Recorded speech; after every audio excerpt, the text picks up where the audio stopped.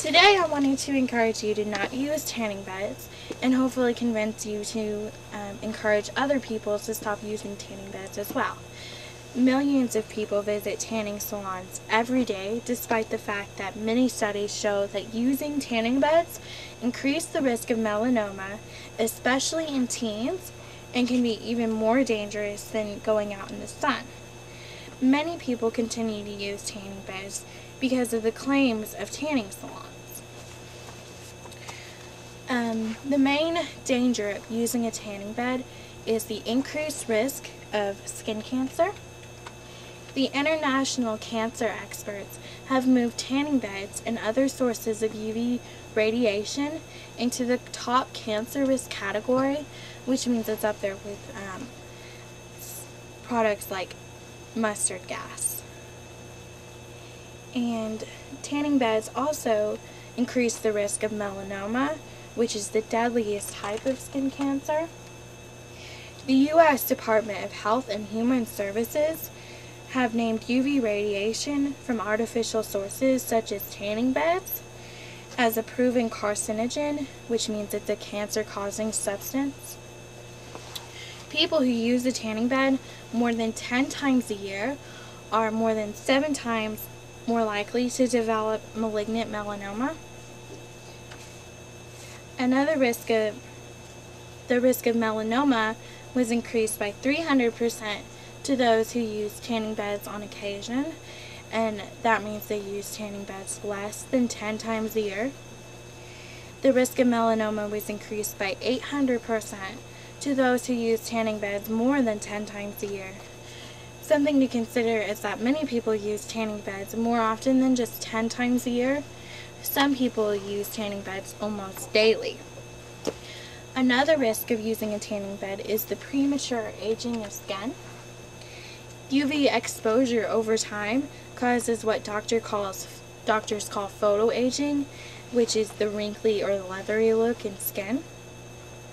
The Journal of Investigative Dermatology has reported that tanning beds induce DNA mutations in skin, which is known to be linked with photoaging.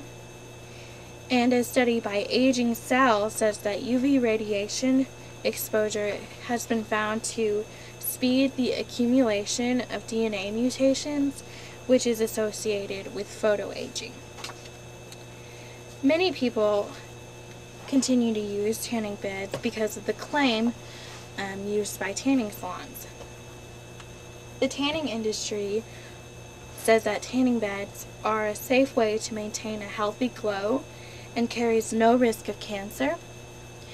An important thing to know is that the tanning salons are a big industry, and if people are aware of the risk of skin cancer, they'll most likely stop using tanning beds as much, and the tanning salons will lose their business.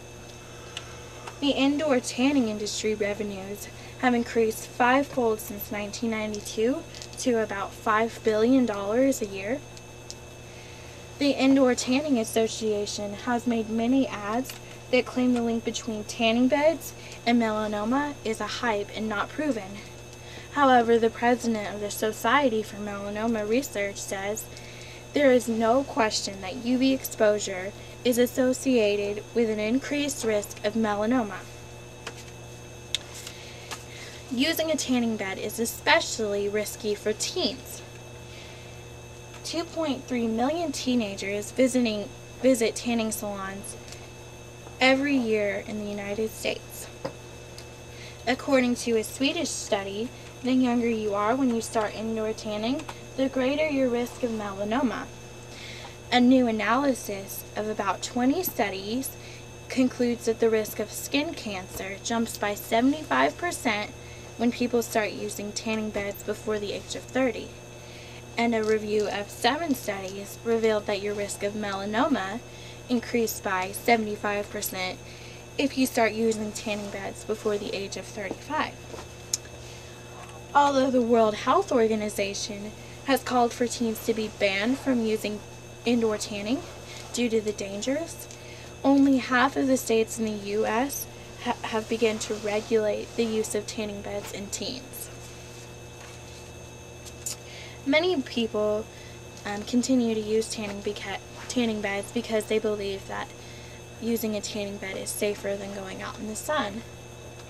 However, tanning beds emit more UV rays than the sun.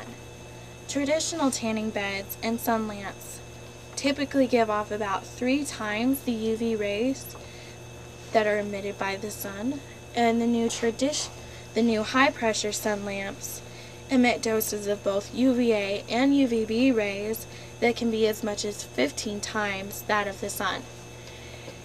And tanning beds also emit UVA and UVB rays from both above and below your body.